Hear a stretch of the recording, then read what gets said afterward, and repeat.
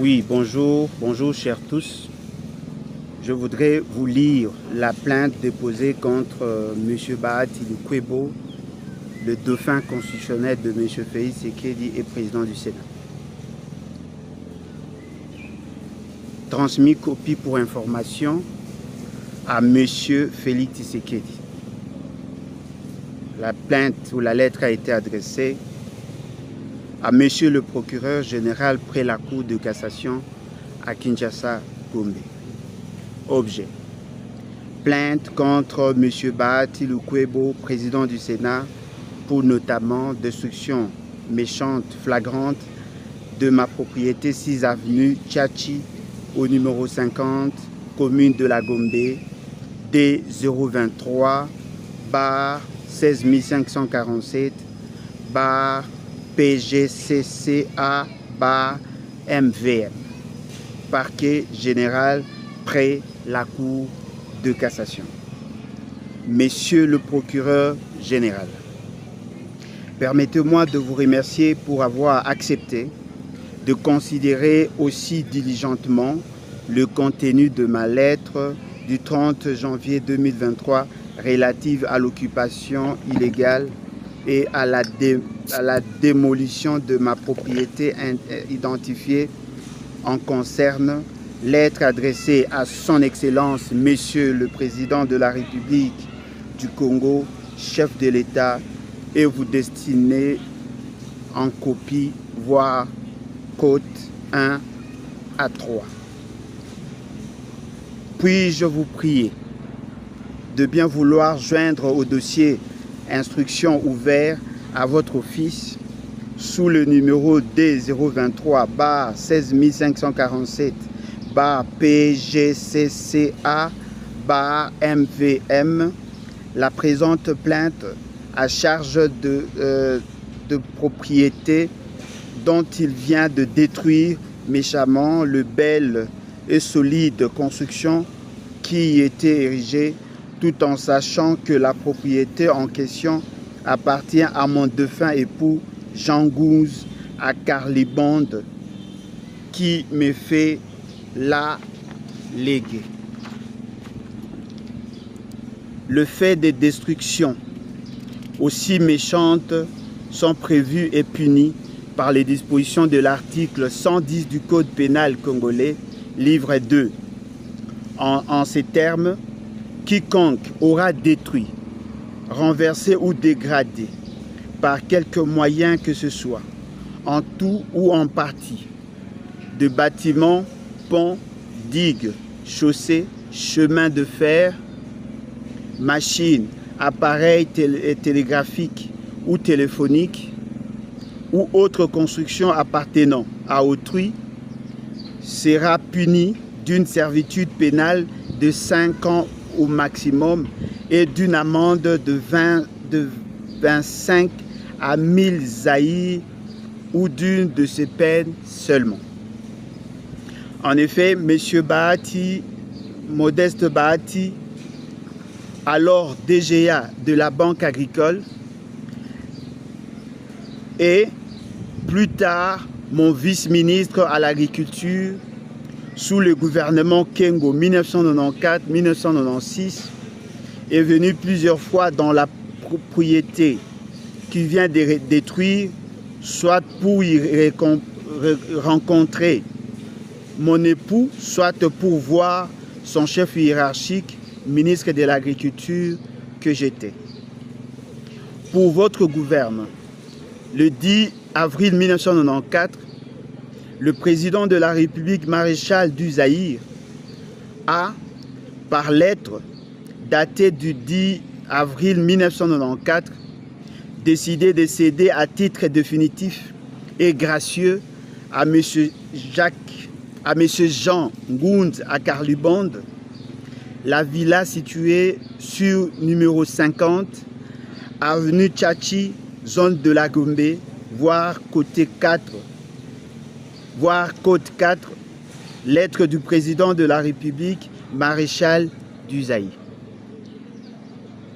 La propriété ainsi cédée par décision du président de la République décisions exécutoires par le gouvernement, voire notamment la Constitution du 24 juin 1967, article 31, telle qu'est révisée respectivement le 15 août 1974, article 65, le 15 février 1978, article 91, le 9 avril 1994, remplacé par l'acte constitutionnel de la transition, articles 80 et 82.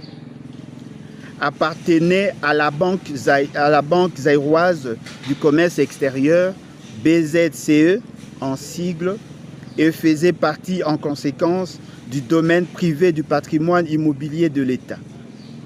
En effet, comme vous le savez, au terme de dispositions de l'article 10, 209, 210 et 211, notamment de la loi numéro 73-21 du 20 juillet 1973 portant régime général de biens, régime foncier et immobilier et régime de sûreté, dite loi foncière, telle que modifiée et complétée par la loi numéro 80-008 du 10 juillet 1980, le patrimoine immobilier de l'État comprend un domaine public et un domaine privé. Tous les immeubles qui sont affectés à un usage ou à un service public font partie du domaine immobilier public de l'État. Tous les autres immeubles font partie du domaine privé de l'État.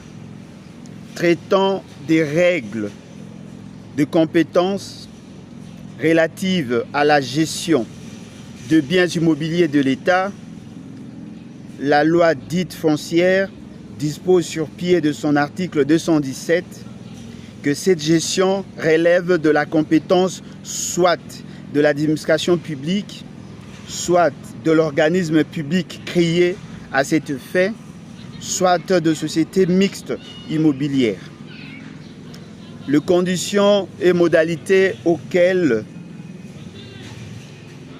sera soumise cette gestion devraient être fixées au terme de dispositions de l'article 218 de la loi dite foncière par une ordonnance du président de la République.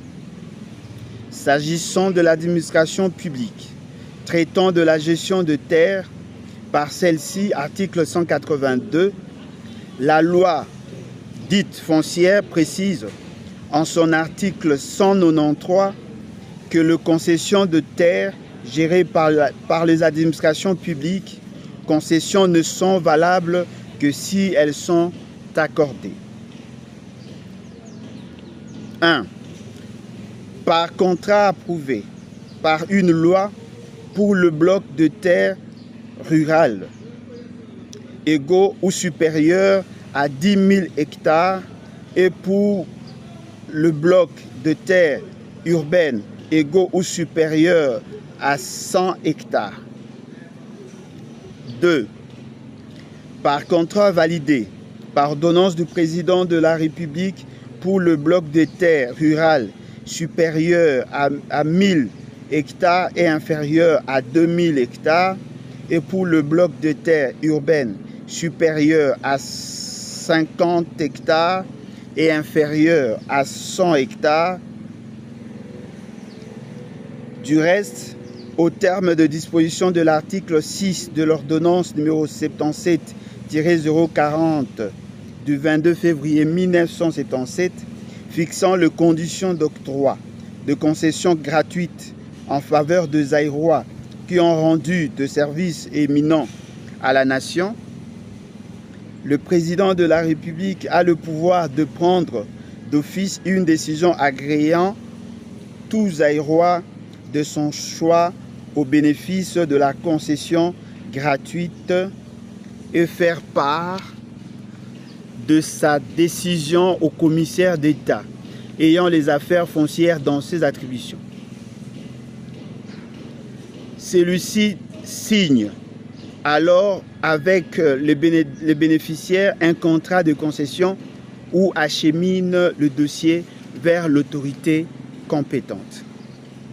Si le président de la République peut seul, par ordonnance, valider le contrat de concession de terre pour le bloc de terre rural supérieur à 1000 hectares et inférieur à 2000 hectares et pour le bloc de terre urbaine supérieur à 50 hectares et inférieur à 100 hectares,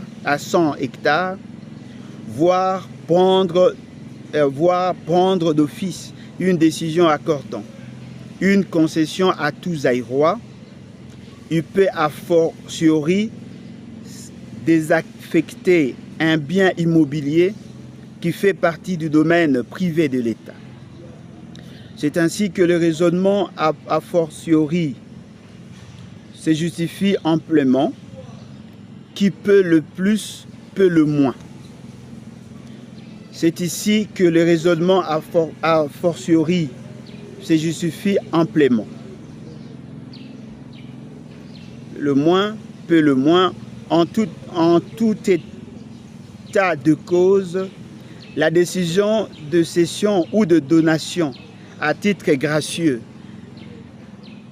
et définitif de la propriété querellée n'a jamais été remise en cause par l'autorité compétente, savoir son Excellence Monsieur le Président de la République, en vertu de parallélisme de forme.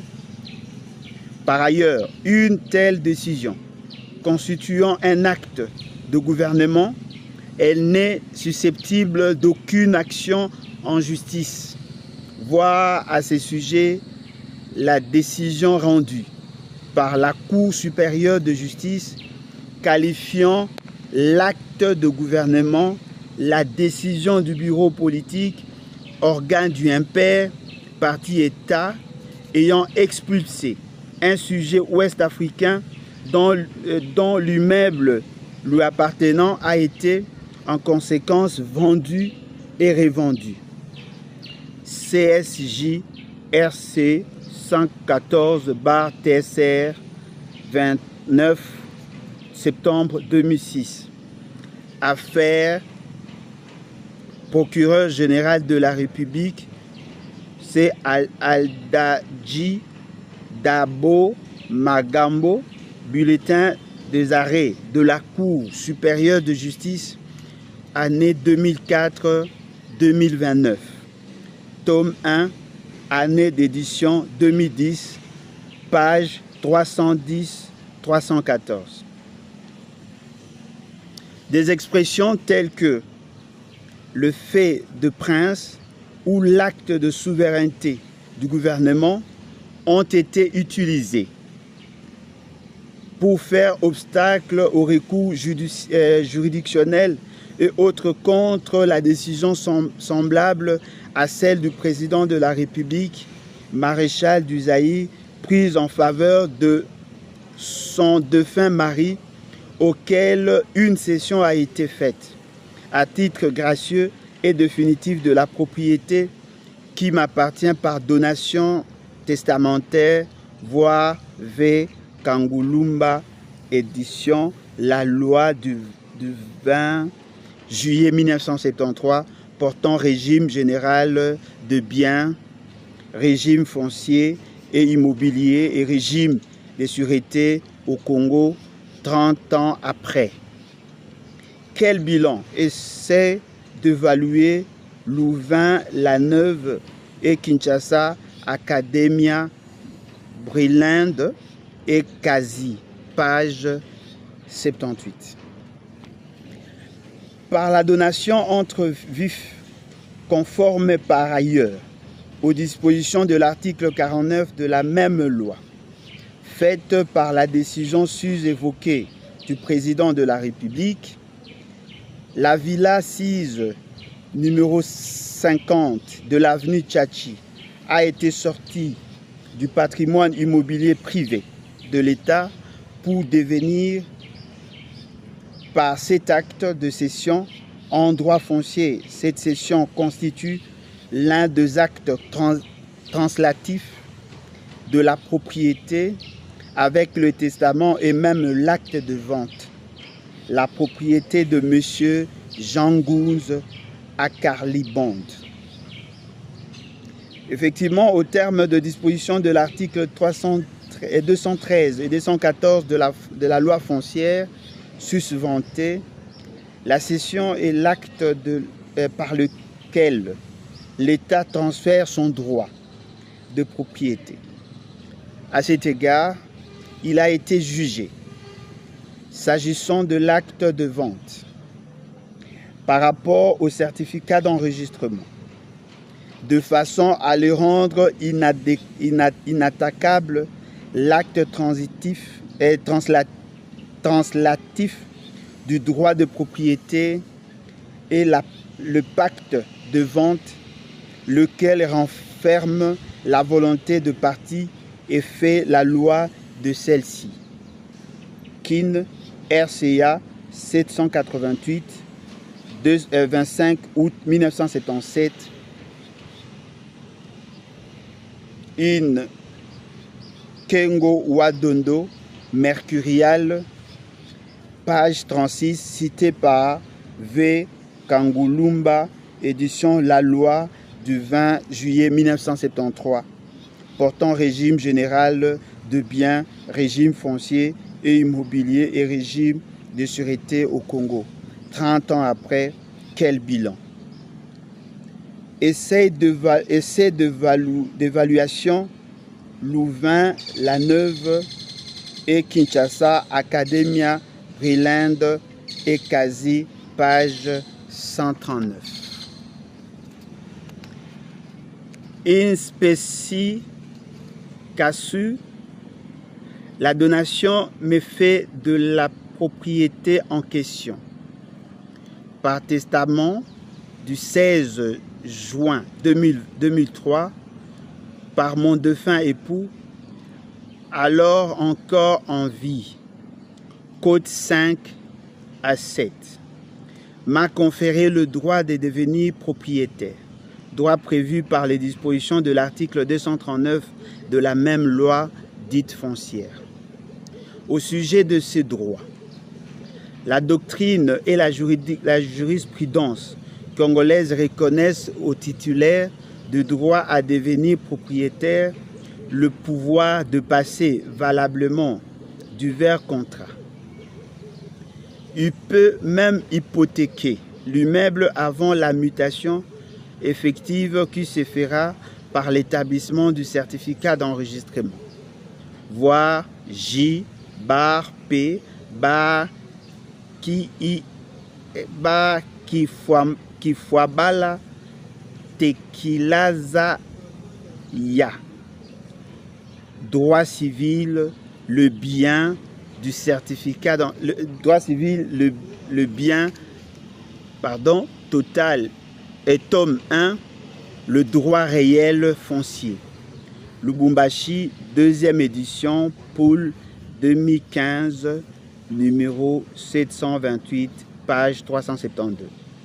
Sur le fondement de ce droit, j'ai par ma lettre datée du 7 novembre 2012, code 8 et 9, fait opposition à toute vente ou cession par tiers de la propriété querellée. En réponse à l'acquisition d'informations lui adressées, code 10, le conservateur de la circonscription foncière de la Gombe a commis une altération de la vérité en décidant par une explicative de son chef du bureau du contentieux foncier et immobilier que mon opposition ne pouvait être actée au motif fallacieux selon lequel ma propriété appartenait à M. Gigachamois et qu'elle serait ouverte par un certificat établi au nom de ces derniers en vertu d'un acte de désistement après avoir appartenu précédemment à deux sociétés, en l'occurrence la société Cooper Products Ltd et Alva SA selon Donc, les susdits conservateurs, ma propriété n'aurait jamais été couverte par un titre au nom de la BZCE, code 11 et 12. En réalité, ce bien immobilier a été couvert par des titres au nom de la BZCE, titre que monsieur le gouverneur de la banque demandait au président administrateur délégué de celui-ci de transmettre à la direction juridique de la Banque du Zaïre dans le cadre de travaux de liquidation de la dite BZCE, code 13. Du reste, dans sa lettre adressée à son Excellence, Monsieur le Président de la République du Congo, chef de l'État, en réplique à la mienne, Monsieur Modeste Bahati, par son conseil, Maître Mupula, atteste que ma propriété a été partie du patrimoine de la Banque du Peuple, BDP, devenue plus tard BZCE, voire code 15 et 17. En effet, c'est M. Jean-Claude Massango, alors gouverneur de la Banque centrale du Congo, anciennement Banque du Zaïre, qui, ayant reçu le titre de la BZCE comme sollicité par son prédécesseur, a vendu ma propriété sans titre ni qualité à M. Giga Chamou. Invité à présenter l'historique de ma propriété par M. Kalev Mutombe, alors administrateur général de l'ANER, M. Deogracias Mutombo Mwana Ngongo, alors gouverneur de la Banque centrale du Congo, a démontré à M. Kalev que mon défunt époux avait régulièrement acquis la propriété qu'il m'a déléguée.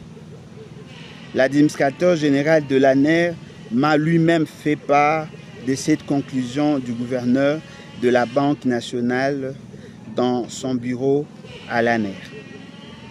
Dès lors, puis-je vous prier de bien vouloir inviter les deux anciens gouverneurs de la Banque centrale du Congo susmentionnés, ainsi que M. Kalev, ancien administrateur général de l'ANER, à éclairer votre religion en qualité de renseignant. Outre M.